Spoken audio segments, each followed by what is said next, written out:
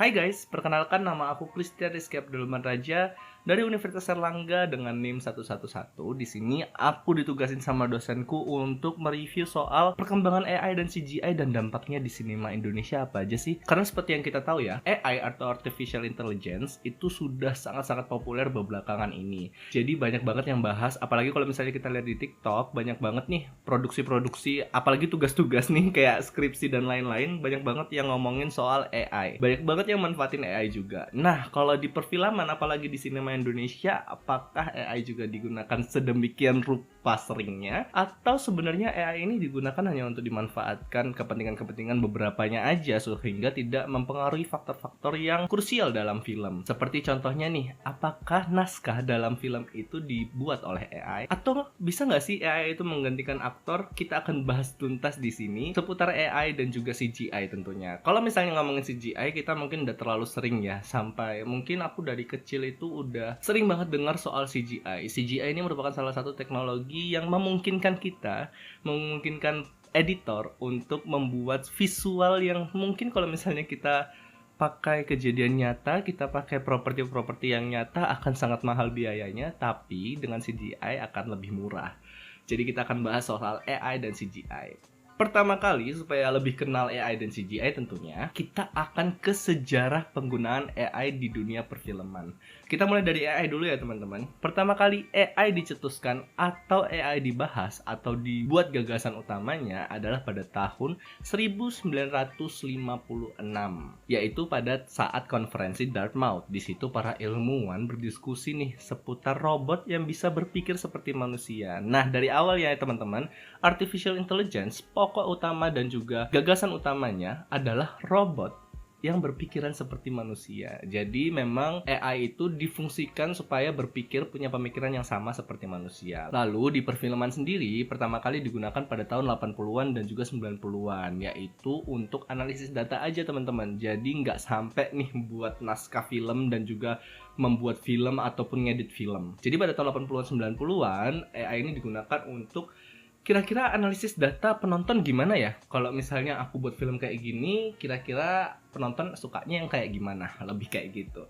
Lalu di masa modern saat ini, mulai ini digunakan untuk proses otomatisasi editing, analisis naskah, dan prediksi pasar. Jadi AI di zaman sekarang ini udah mulai berkembang pesat, banyak banget penggunaan dan manfaatnya. Contoh paling utamanya ada di film The Irishman. Kalau misalnya teman-teman tahu, di film The Irishman itu aktor-aktornya semuanya menggunakan AI, yaitu di aging AI, supaya para aktor ini lebih kelihatan muda, kencang nih kulitnya. Jadi nggak perlu tuh makeup artist lagi. Jadi selain untuk editing dan juga untuk pembuatan naskah, AI ini juga sangat bisa untuk pengurangan biaya makeup artist teman-teman. Jadi di film The Irishman penggunaan makeup artist tidak digunakan karena menggunakan artificial intelligence untuk para aktornya agar terlihat lebih muda. Nah, tadi kita sudah bahas AI, sekarang kita mau bahas CGI. CGI yang pertama kali digunakan dalam film Westworld di tahun 1973. Di film Westworld ini, CGI digunakan untuk mengedit animasi komputer sederhana. Tapi, walaupun pertama kali digunakan pada tahun 1973, popularitas CGI mulai terlihat pada tahun 80-an dan awal 90-an. Salah satu contohnya adalah film Jurassic Park yang mungkin teman-teman tahu nih. Kadang kan ada gosipnya kalau film Jurassic Park itu, sebenarnya ini aku nggak tahu ya mitos atau fakta, katanya film Jurassic Park itu suara dinosaurusnya itu dari kura-kura yang berkembang biak. Kita nggak tahu ya, tapi CGI sendiri mulai populer di tahun itu 1993, yaitu awal 90-an. Salah satunya di film Jurassic Park yang memberikan standar baru nih penggunaan CGI realistik. Kalian tahu sendiri kan gimana realistisnya dinosaurus-dinosaurus di film Jurassic Park. Lalu saat ini AI dan CGI digunakan bersamaan teman-teman. Jadi AI itu digunakan untuk memaksimalkan efek visual yang lebih baik. AI juga dapat merekam gerakan aktor agar akurasi efek bisa sempurna. Karena kebanyakan dari film-film animasi teman-teman itu menggunakan aktor juga. Kalau misalnya kalian tahu nih aktor-aktor yang pakai titik-titik di wajahnya, itu adalah pergabungan dari AI dan juga CGI, sehingga AI bisa melakukan sistem motion capture sehingga pergerakan aktor ini bisa terekam baik menggunakan AI, lalu CGI akan melakukan efek visualnya, yaitu mengedit sedemikian rupa supaya para aktor ini bisa tervisualisasikan bagaimana sih kartun yang ingin ditampilkan. Lalu di Indonesia sendiri, CGI itu dikenal pada tahun 90-an teman-teman.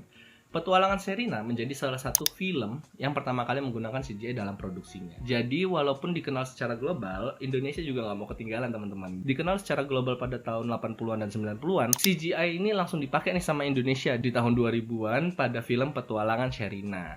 Lalu AI sendiri baru digunakan satu dekade terakhir untuk penyuntingan video, pengembangan naskah, dan juga teknologi motion capture-nya. Berbagai film animasi di Indonesia juga menggunakan CGI dan AI. Tapi yang paling sering sih penggunaan CGI-nya ya, karena AI sendiri memang baru banget nih diperkenalkan pada tahap awal pengembangan nih di Indonesia. Nah, contoh-contoh film Indonesia yang menggunakan CGI dan juga AI, yang pertama ada Fox 6, salah satu film aksi ilmiah atau science fiction, yang juga pada saat itu tahun 2019 menggunakan banyak sekali CGI. Lalu yang kedua ada film Gundala, yang merupakan film superhero juga nih teman-teman, yang juga sempat viral di Indonesia pada tahun 2019. Lalu ada film Comic 8. Comic 8 merupakan salah satu film komedi yang menggunakan banyak CGI nih teman-teman. Lalu yang terakhir ada Rafathar the Movie. Nah, Rafathar the Movie ini salah satu film yang juga sempat viral ya, karena aktor-aktor yang digunakan dan juga karena keluarga Rafathar nih. Jadi di Rafathar the Movie sendiri banyak banget CGI yang digunakan, bahkan produksi filmnya sampai bermiliar-miliaran. Nah, penggunaan CGI ini sudah sangat masif digunakan dalam perfilman Indonesia. Sayangnya, untuk saat ini penggunaan AI masih menyangkut seputar penyuntingan dan pengembangan naskah. Sehingga bisa dibilang penggunaan AI dalam perfilman Indonesia ya masih dalam tahap awal pengembangan. Kita berdoa aja supaya pada tahun 2045 nantinya teknologi di perfilman Indonesia sudah semakin maju sehingga CGI dan AI juga semakin bisa dimanfaatkan oleh para sineas-sineas di Indonesia nih, para pencipta-pencipta film, para production film dan juga production house. Karena tentu saja CGI dan AI ini walaupun banyak pro dan kontranya, tetap saja memberikan kemudahan dan juga memberikan efek visual yang baik untuk para penonton dan pengalaman yang baik juga untuk para produsen film. Tadi kan aku bilang nih, ini memberikan pengaruh yang baik juga kepada penonton. Nah, pengaruhnya ke penonton apa sih? Yang pertama, penggunaan CGI itu dapat meningkatkan pengalaman menonton yang lebih baik karena visual yang ditawarkan. Kalian tahu sendiri kan, film-film yang populer di kalangan masyarakat itu kebanyakan adalah film-film yang memiliki CGI yang tinggi. Salah satunya adalah Marvel Studio. Tentu aja film-film superhero, science fiction itu menggunakan CGI yang sangat banyak dibandingkan film-film drama. Karena pada dasarnya film-film yang menyuguhkan visual yang sangat menarik banyak penonton juga. Yang kedua, menarik berbagai varian segmen penonton mulai dari remaja, anak-anak, dan orang dewasa. Karena efek visual yang ditawarkan ini juga kesannya itu mudah diterima oleh masyarakat. Jadi masyarakat itu mulai dari tua, muda, walaupun anak-anak juga tertarik nih sama film yang sama karena visual efek yang ditawarkan juga. Nah, yang ketiga, meningkatkan minat terhadap film lokal. Salah satu pengaruh CGI ke penonton yaitu minat mereka ke film lokal. Dimana ketika CGI dan AI ini digunakan dengan baik, ketika CGI dan AI ini digunakan dengan maksimal dan juga optimal, tentunya film-film di Indonesia juga akan semakin populer. Karena banyak banget nih teman-teman film-film di Indonesia, filmnya ini memiliki cerita yang bagus tapi eksekusinya yang kurang karena kurangnya sumber daya manusianya untuk penggunaan CGI dan AI, sehingga kreativitas dan juga fantasi yang dimiliki oleh penulis film tidak bisa tersampaikan dengan baik di film tersebut. Lalu pro dan kontra penggunaan CGI dan AI terutama di film sinema Indonesia. Yang pertama nih, pro-nya dulu kita bahas. Pertama, peningkatan kualitas visual. Tentunya penggunaan CGI dan AI akan meningkatkan kualitas visual dari film yang ditayangkan. Yang kedua adalah fleksibilitas dalam produksi. Memungkinkan adegan-adegan yang kelihatannya nggak mungkin nih, kelihatannya sulit dilakukan nih, pasti bisa dilakukan dengan CGI dan AI. Contoh paling utamanya kalau misalnya ada adegan tsunami nih. Nggak mungkin dong kita buat tsunami buatan dengan biaya yang cukup gede tentunya kalau misalnya kita harus buat seperti itu. Nah, dengan CGI dan AI, efek tsunami ini bisa diciptakan dengan editing yang sedemikian rupa dan efek visual yang ditawarkan juga. Sehingga fleksibilitas dalam produksinya akan semakin tinggi dan juga biaya yang dikeluarkan dalam produksi filmnya ini akan semakin rendah. Lalu yang ketiga, efisiensi proses produksi. Jadi ketika menggunakan CGI dan AI, yang seharusnya editing ini menjadi 1 minggu bisa menjadi 3 hari nih gara-gara CGI dan AI. Karena AI sendiri bisa mempercepat penyuntingan video. AI sendiri bisa membuat editing video itu menjadi lebih singkat. Lalu yang keempat, pengembangan konten yang kreatif. Oh ya, lupa aku bahas. Efisiensi proses produksi ini nggak cuma soal penyuntingan video ataupun editing video ya. Dalam pembuatan naskah dan pengembangan cerita juga dapat dimanfaatkan. Salah satunya yaitu yang keempat ini, pengembangan konten yang kreatif tanpa batas. Karena dengan AI dan CGI kita nggak ada nih keterbatasan yang kayak kalau misalnya aku buat film ini bisa nggak ya? Kalau misalnya aku buat film tentang orang yang bisa terbang ke 7 penjuru dunia, bisa nggak ya? Ada bidadari dari langit muncul, bisa nggak ya kira-kira? Nah kayak gitu. Jadi kreativitas yang ditawarkan oleh CGI dan AI ini tanpa batas teman-teman. Sehingga produsen-produsen film juga nggak akan kesulitan untuk mencari alur cerita yang baik gitu. Lalu yang kelima, meningkatkan daya tarik penonton. Karena penonton-penonton di Indonesia faktanya lebih menyukai efek visual yang lebih baik. Dengan efek visual yang lebih baik, ini nggak cuma di Indonesia ya teman-teman, bahkan di dunia, dengan efek visual yang lebih baik tentunya akan menarik daya tarik penonton juga. Lalu untuk kontranya, yang pertama adalah etika penggunaan. Nah, etika penggunaan ini maksudnya apa sih? Jadi ada beberapa film yang menggunakan wajah aktor yang sudah meninggal. Mungkin ada beberapa film-film yang memang sudah menggunakan izin untuk menampilkan wajah aktor yang sudah meninggal tersebut. Tapi ada juga nih film-film yang tidak menggunakan izin kepada keluarga untuk menggunakan wajah aktor yang sudah meninggal. Sehingga hal ini juga menjadi pertanyaan nih, apakah etika dasar dalam penggunaan AI di dunia perfilman ini sudah terimplementasikan dengan baik atau belum? Lalu yang kedua, menggantikan pekerjaan manusia. Ya tentu aja ya, karena editing sekarang sudah bisa pakai AI. Lalu habis itu coloring udah bisa pakai AI, grading udah bisa pakai AI. Bahkan ada beberapa juga yang menggunakan AI sepenuhnya untuk menuliskan naskah mereka. Jadi ini juga mengancam pekerjaan-pekerjaan dalam dunia perfilman yang pertamanya menjadi penulis naskah, penulis skrip yang akhirnya mulai tergeserkan oleh AI. Lalu yang ketiga, ketergantungan pada teknologi. Ketergantungan pada teknologi ini tentunya ya sangat berpengaruh, bukan aja ke dunia perfilman ya teman-teman. Bahkan mahasiswa-mahasiswa tentunya masih tergantung banget nih sama teknologi AI. Banyak banget mahasiswa-mahasiswa yang nggak bisa dapat kreativitas kalau misalnya nggak ngegunain ChatGPT. Banyak juga mahasiswa-mahasiswa yang nggak bisa jalan kalau misalnya nggak gunain ChatGPT. Itu juga terjadi di sinema Indonesia. Banyak banget nih ketergantungan pada teknologi. Kalau misalnya nggak pakai teknologi ini, film ini nggak bisa jalan. Kalau misalnya nggak pakai teknologi ini, film ini nggak bisa rampung. Yang keempat, biaya awal untuk implementasinya yang sangat mahal. Mungkin terkesan kontra ya kalau misalnya kita ngomong soal tadi CGI itu dapat mengurangi produksi biaya.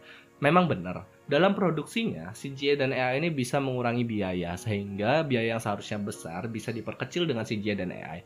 Hanya saja investasinya yang mahal teman-teman. Pendidikannya lebih mahal, terus orang-orangnya lebih mahal. Sumber daya manusia yang dibutuhkan untuk penggunaan CGI dan AI ini sangat mahal teman-teman. Investasinya butuh investasi yang besar, apalagi kita masih dalam tahap awal pengembangan AI dan juga CGI.